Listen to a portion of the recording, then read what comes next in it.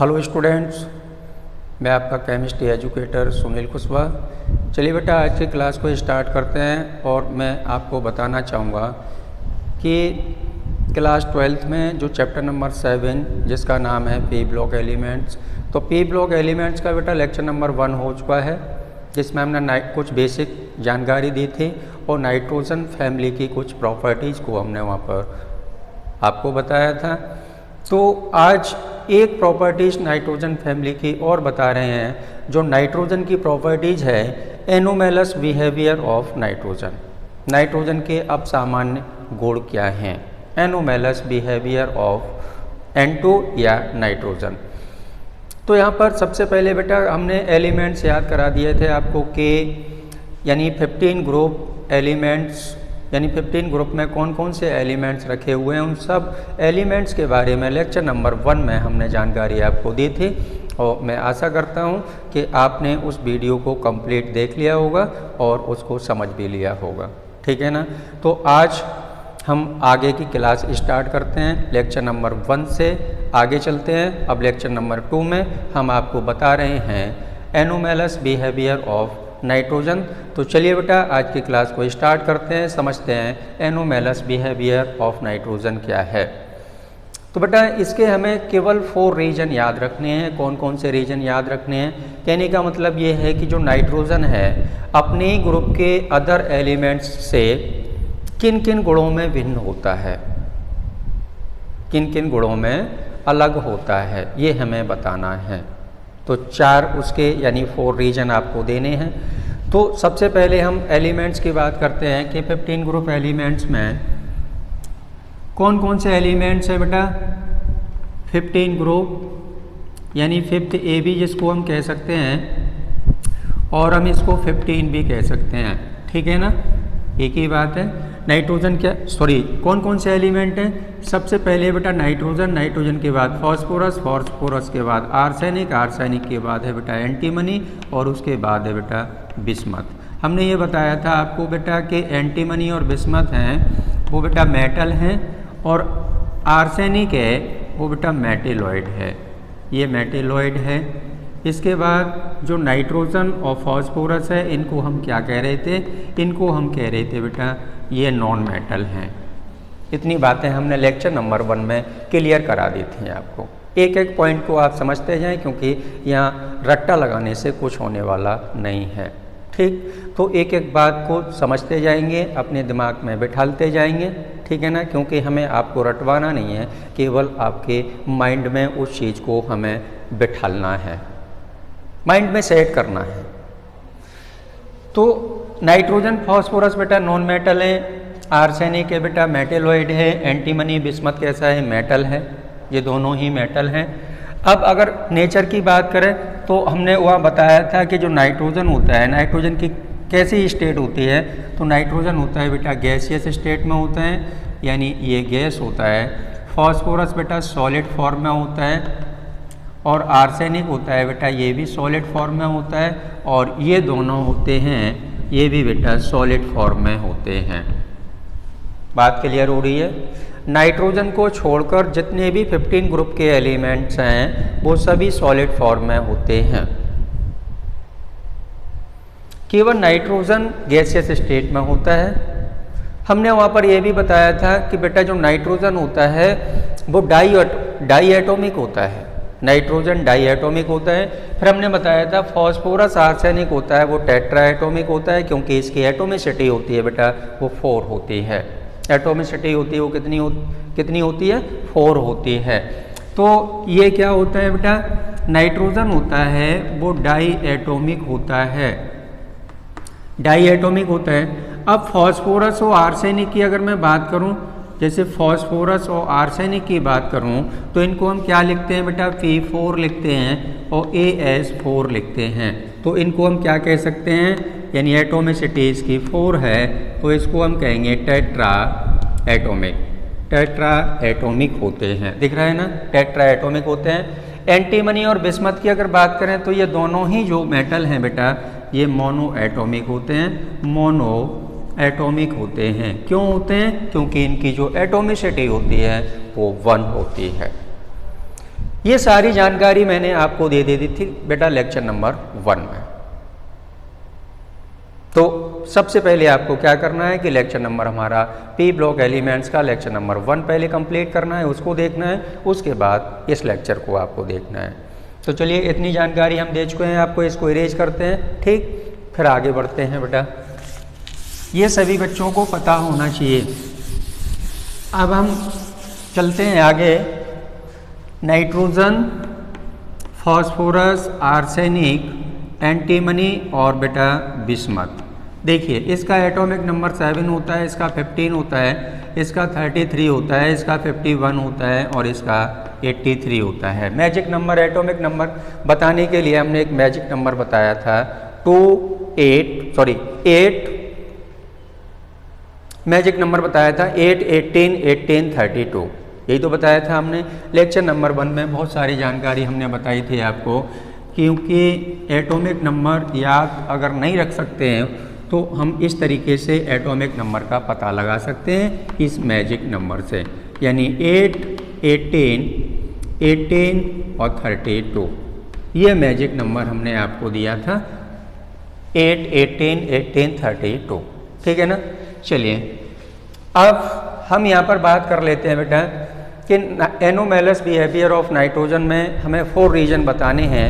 तो सबसे पहले बेटा क्या बताना है कि नाइट्रोजन का, ये आपको यहाँ पर दिख रहा होगा कि इसके पास बेटा सेल्स कितने हैं, पहले ये पता कर लेते हैं कितने सेल्स हैं इसके पास। देखो यानी 2,5 यानी K और L, यानी इसके पास है, नाइट्रोजन के पास केवल 2 सेल्स हैं, है ना। नंबर ऑफ सेल्स कितने हैं, 2 है। इसकी बात करें फास्फोरस की तो 2, 8 और 5। इसके पास कितने सेल्स हैं बेटा, इसके पास हैं 3 सेल्स। तो हम क्या देख रहे हैं, K, L और M।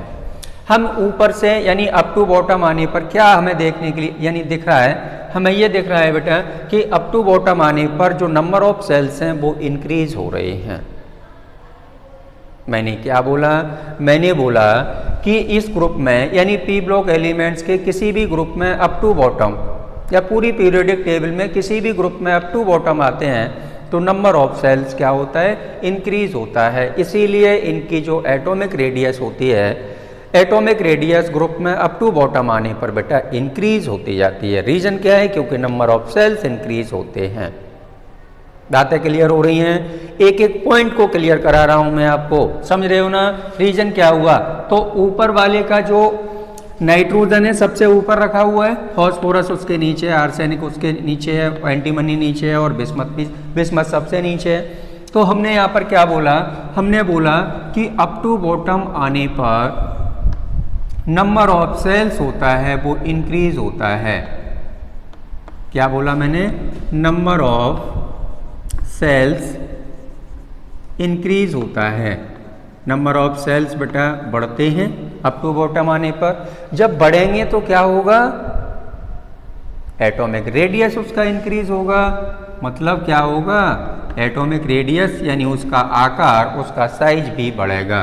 तो एटॉमिक रेडियस क्या होगा, इंक्रीज होता है। Atomic radius increases, atomic radius increase होता है।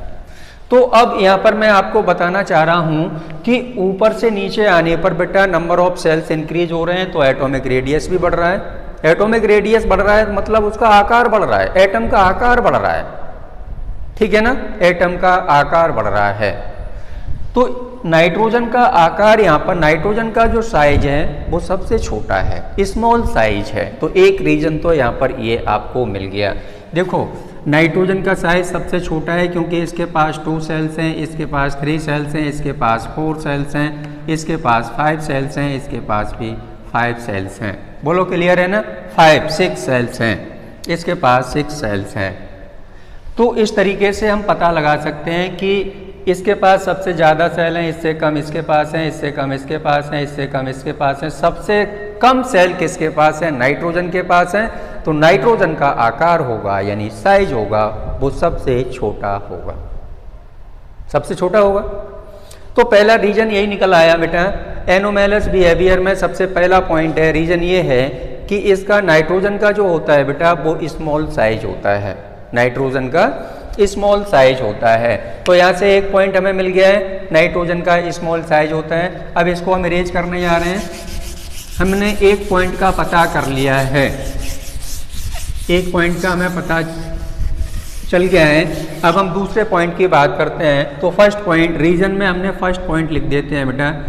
पहला रीजन क्या है, क्या है, स्मॉल साइज। फर्स्ट रीजन है बेटा कि नाइट्रोजन का स्मॉल साइज होता है, स्मॉल साइज होता है। बात क्लियर हो गई। और स्मॉल साइज क्यों होता है वो मैंने सभी जानकारी अभी आपको दे दी। अब बात करते हैं बेटा, सेकेंड रीजन है डी ऑर्बिटल एब्सेंट होता है। नाइट्रोजन के पास वेकेंट डी ऑर्बिटल नहीं होता है, सेकंड रीजन ये है। तो ये भी मैं अभी शो करने जा रहा हूँ, यहाँ पर दिखाऊंगा आपको क्या नाइट्रोजन के पास डी ऑर्बिटल है या नहीं है। तो क्या लिखना है सेकंड पॉइंट में बेटा, डी ऑर्बिटल एब्सेंट, यानी डी ऑर्बिटल एब्सेंट होता है। अब देखते हैं यहाँ पर डी ऑर्बिटल वास्तविक एब्सेंट है या नहीं है, दिख रहा है ना उधर, डी ऑर्बिटल एब्सेंट है या नहीं है। चलिए इसका एटॉमिक नंबर 7 है। इलेक्ट्रॉनिक कॉन्फ़िगरेशन की बात करें तो 1s2 बेटा, 2s2 और 2p3। और सेकेंड पीरियड में बेटा, सेकेंड पीरियड की बात करूं तो यहाँ पर देखो फर्स्ट पीरियड और ये सेकंड पीरियड। अगर मैं पीरियड की बात करूं तो सेकंड पीरियड में बेटा कोई भी डी ऑर्बिटल नज़र नहीं आ रहा है आपको, क्योंकि ऑफबाउ टेबल जब आपने पढ़ी थी तो 2 वाली सीरीज में या 2 वाली लाइन में आपको कहीं भी डी ऑर्बिटल नहीं दिखा होगा, ठीक है ना।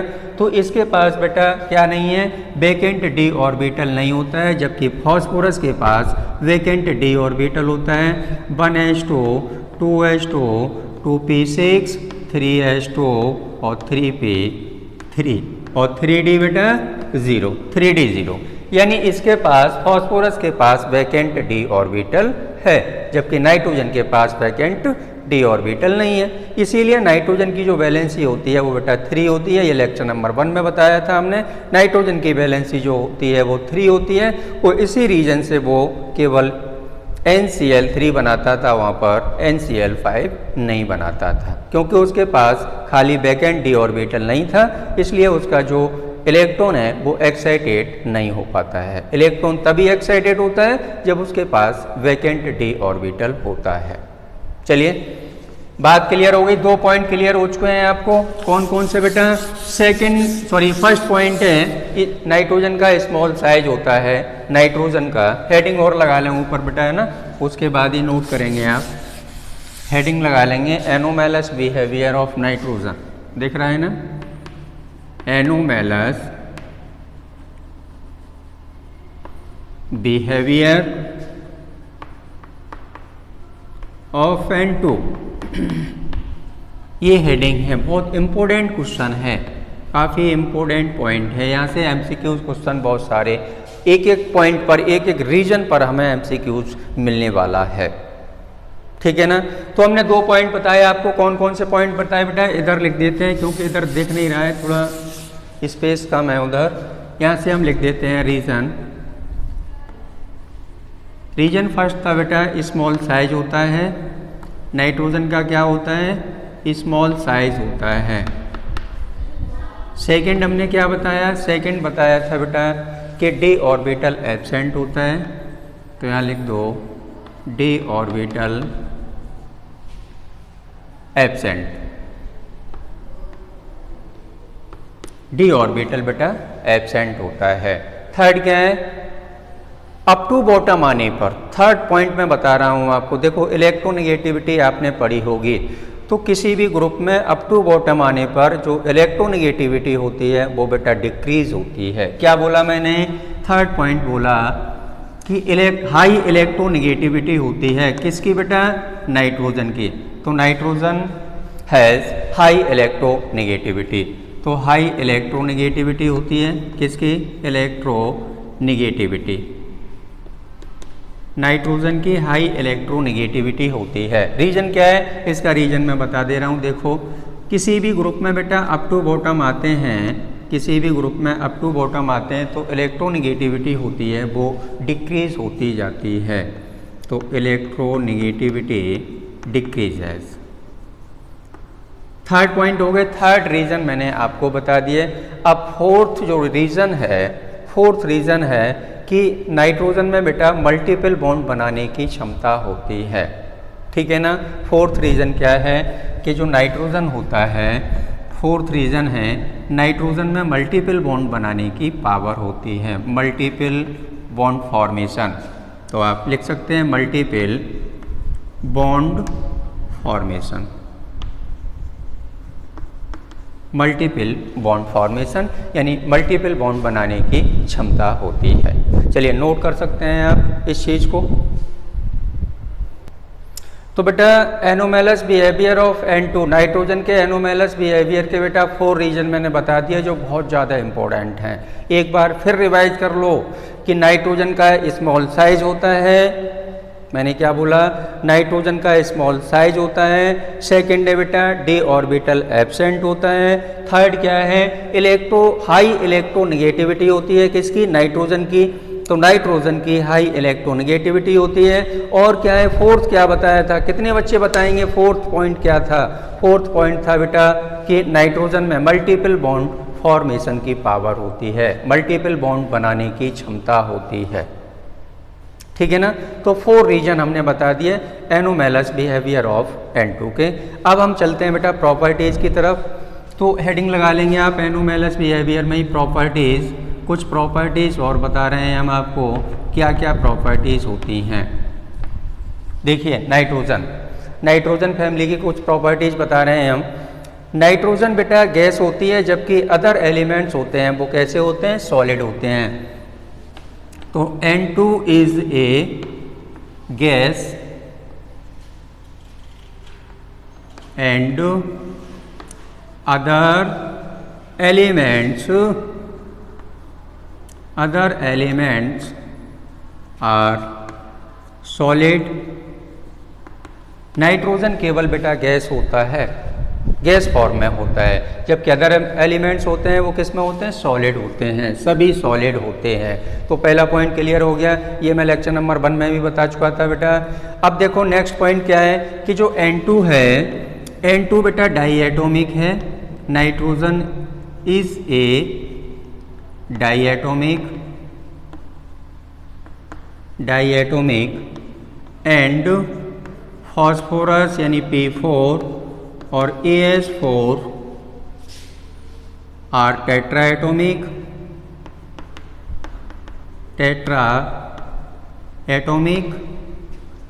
एंटीमनी एंड बिस्मथ यानी SV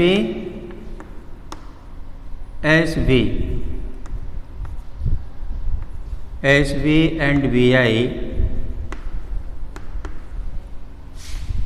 आर मोनोएटॉमिक।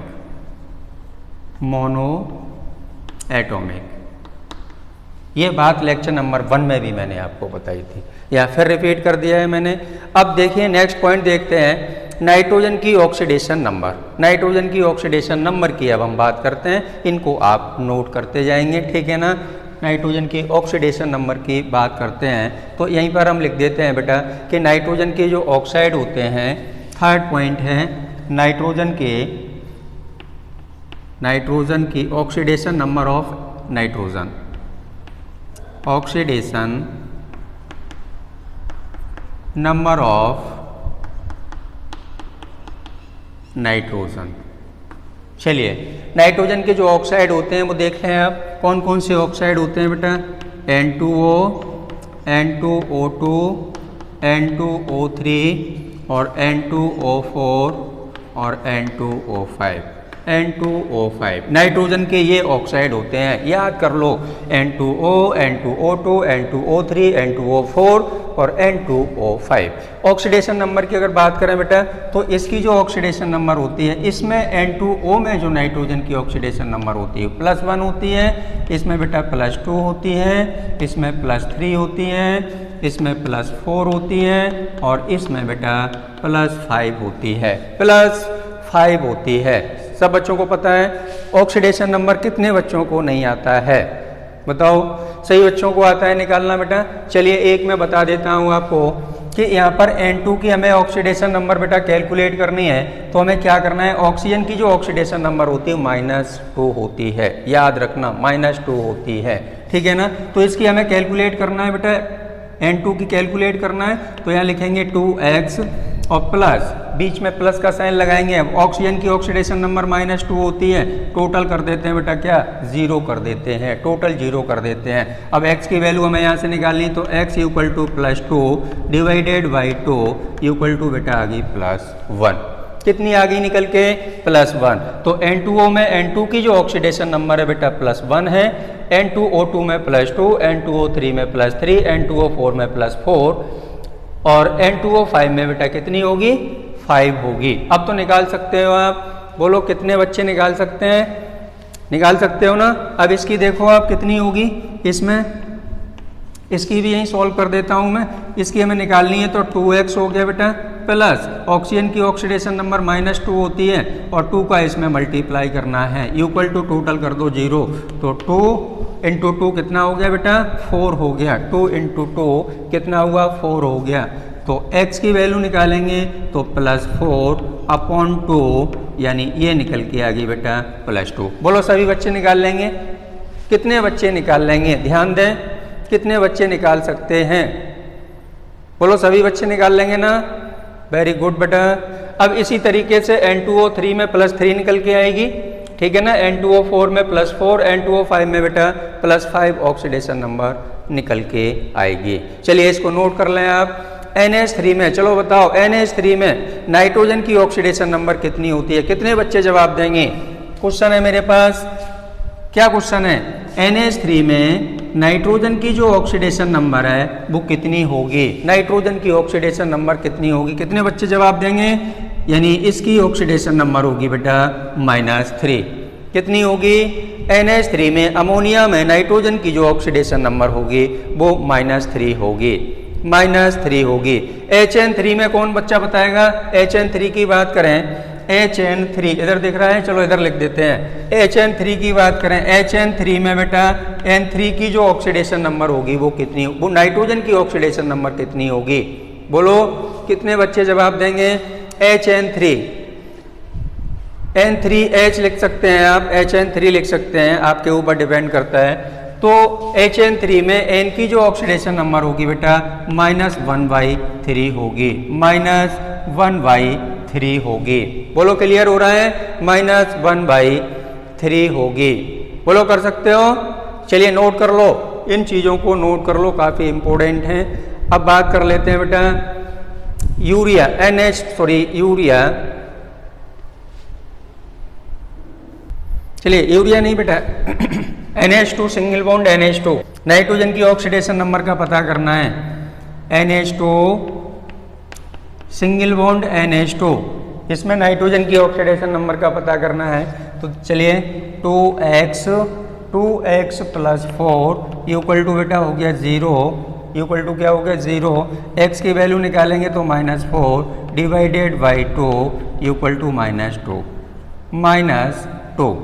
तो NH2 सिंगल बॉन्ड NH2 में hydrazine NH2 single bond NH2 hydrazine में जो नाइट्रोजन की ऑक्सीडेशन नंबर है वो कितनी है, -2 है, -2 है। चलिए नोट कर लें इसको। चलिए अब एक क्वेश्चन को सॉल्व करते हैं बेटा। मैं यहाँ बताना चाहूँगा, एक क्वेश्चन बोल रहा हूँ, नोट करते जाएंगे आप। नाइट्रोजन होता है, नाइट्रोजन N2 मॉलिक्यूल के फॉर्म में होता है। मैंने क्या बोला, क्वेश्चन है मेरा कि नाइट्रोजन N2 मॉलिक्यूल के फॉर्म में होता है, जबकि फॉस्फोरस P4 मॉलिक्यूल के फॉर्म में होता है। कारण बताना है क्यों होता है, ऐसा क्यों होता है। क्वेश्चन दोबारा बोलूँ मैं, चलिए क्वेश्चन को रिपीट कर रहा हूँ मैं। नाइट्रोजन N2 मॉलिक्यूल के फॉर्म में होता है, जबकि फॉस्फोरस P4 मॉलिक्यूल के फॉर्म में होता है। रीज़न बताना है, क्या कारण है। कितने बच्चों को पता है, बोलो बेटा। चलिए जवाब आप सुनिए। अब आप जवाब सुने। नाइट्रोजन की जो एटम्स होती हैं, मैंने क्या बोला, नाइट्रोजन की बेटा जो एटम्स होती हैं वो आपस में ट्रिपल बॉन्ड से जुड़ी हुई होती हैं। मेरी बात को कंसंट्रेट होके आप सुनेंगे। मैंने क्या बोला कि नाइट्रोजन की जो एटम्स होती हैं वो आपस में ट्रिपल बॉन्ड से जुड़े होते हैं, जिससे क्या होता है N2 बनता है, N2 मॉलिक्यूल बनता है। लेकिन नाइट्रोजन का जो एटॉमिक साइज होता है, नाइट्रोजन का जो एटॉमिक साइज होता है वो स्मॉल होता है, स्मॉल एटॉमिक साइज होता है नाइट्रोजन का। इसलिए इसकी यानी नाइट्रोजन की जो इलेक्ट्रोनेगेटिविटी होती है बेटा कैसी होती है, हाई होती है। साइज छोटा होता है, इलेक्ट्रोनेगेटिविटी उतनी उच्च होती है, हाई होती है। इस रीजन से जो नाइट्रोजन होता है वो N2 मॉलिक्यूल फॉर्म में होता है। अब फॉस्फोरस की तरफ चलते हैं। फॉस्फोरस का जो एटॉमिक साइज होता है वो बड़ा होता है।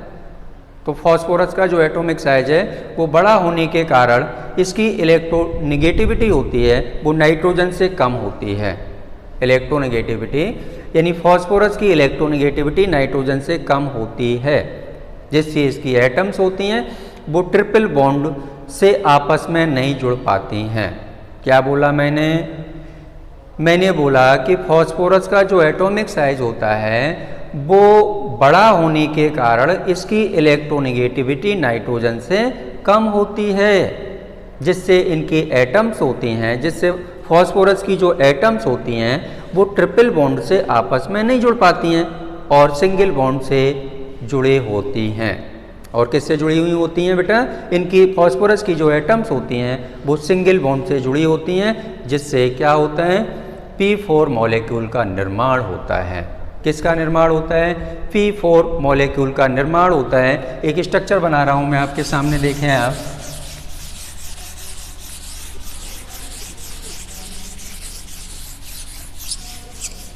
देखिए नाइट्रोजन आपस में किससे जुड़ा हुआ है, N2 मॉलिक्यूल है ये बेटा, N2 मॉलिक्यूल है, और ये बेटा फॉस्फोरस यानी P4 मॉलिक्यूल है। यहाँ पर नाइट्रोजन की दो एटम्स हैं, आपस में किससे जुड़ी हुई हैं, देखें 1 2 3, यानी नाइट्रोजन के वैलेंस सेल में 5 इलेक्ट्रॉन होते हैं। कितने इलेक्ट्रॉन होते हैं नाइट्रोजन के वैलेंस सेल में बेटा, 5 इलेक्ट्रॉन होते हैं, ठीक है ना। 5 हो गए, ये भी 5 हो गए, ये यहाँ पर इक्वल शेयरिंग हो रही है एक इलेक्ट्रॉन की, एक ये इससे ले रहा है, एक इससे ले रहा है, ये एक इसको दे रहा है, इससे ले रहा है, यानी तीन हम कह सकते हैं कि 3 इलेक्ट्रॉन्स की इक्वल शेयरिंग हो रही है, इसलिए यहाँ पर ट्रिपल बॉन्ड का निर्माण हो रहा है। तो यहाँ पर देखें आप, क्या देखने के लिए मिल रहा है कि नाइट्रोजन की जो एटम्स हैं वो बेटा किससे जुड़ी हुई हैं, ट्रिपल बॉन्ड से जुड़ी हुई हैं, जबकि फॉस्फोरस की जो एटम्स होती हैं वो किससे जुड़ी होती हैं, सिंगल बॉन्ड से जुड़ी होती हैं। इसकी बात करें हम फॉस्फोरस की, तो फॉस्फोरस की जो एटम्स होती हैं 4 एटम्स किससे जुड़ी होंगी, सिंगल बॉन्ड से जुड़ी होती हैं। चलिए 5 इलेक्ट्रॉन इसके पास भी होते हैं, 3 अनपेयर्ड होते हैं बेटा। नाइट्रोजन फैमिली में जितने भी एलिमेंट्स हैं उनके वैलेंस सेल में 5 इलेक्ट्रॉन होते हैं, 3 इलेक्ट्रॉन अनपेयर्ड होते हैं और जो 1 इलेक्ट्रॉन होता है वो पेयर्ड फॉर्म में होता है। चलिए, तो ये इससे जुड़ा हुआ है, ये इससे जुड़ा हुआ है, ये इससे जुड़ा हुआ है, ये इससे जुड़ा हुआ है, ठीक है ना। लेकिन वैलेंसी को मद्देनज़र रखते हुए ये इससे जुड़ा हुआ होगा और ये बेटा इससे जुड़ा हुआ होगा, देखो, ठीक है ना। वैलेंसी कंप्लीट हो गई, फॉस्फोरस की 3 वैलेंसी होती है, नाइट्रोजन की भी 3 वैलेंसी होती है, वैलेंसी भी कंप्लीट हो चुकी है। चलिए, तो आज की क्लास को बेटा यहीं समाप्त करते हैं। आज का हमारा जो एम था वो एनोमैलस बिहेवियर ऑफ नाइट्रोजन का था। तो इससे रिलेटेड जो MCQ जितने भी क्वेश्चन आपके बनते हैं, आप क्वेश्चंस को बना के देखें और क्वेश्चंस को आप कुछ अपनी तरफ से बनाएं, कुछ हम आपको PDF में देंगे यूट्यूब में, जो बेटा डिस्क्रिप्शन बॉक्स में लिंक में हम दे देते हैं, उसका PDF का लिंक दे देते हैं, वहाँ से आप क्वेश्चंस को डाउनलोड कर सकते हैं, वहाँ से नोट कर सकते हैं आप, ठीक है ना। क्वेश्चन आप NCERT बुक से अधिक MCQs बनाने की कोशिश करें कि ये देखें कि हम कितने क्वेश्चन इस लेक्चर को सुनने के बाद में हम कितने क्वेश्चन अपने आप बना सकते हैं। तो सभी बच्चों को थैंक यू मेरा क्लास लेने के लिए। आज बेटा एक छोटी सी क्लास थी, वो 30 मिनट्स की क्लास है। तो इस क्लास में मैंने ये सारी बातें आपको बताई हैं। मुझे उम्मीद है कि आप लेक्चर नंबर 1 को पहले देखेंगे, उसके बाद लेक्चर नंबर 2 को देखेंगे आप, ठीक है ना। और कम्प्लीटली वीडियो देखा करें, पूरा वीडियो देखा करें। ये नहीं कि बेटा हमने छोटा सा क्लिक किया अपने चला लिया और एक इसमें तो भाई ये है।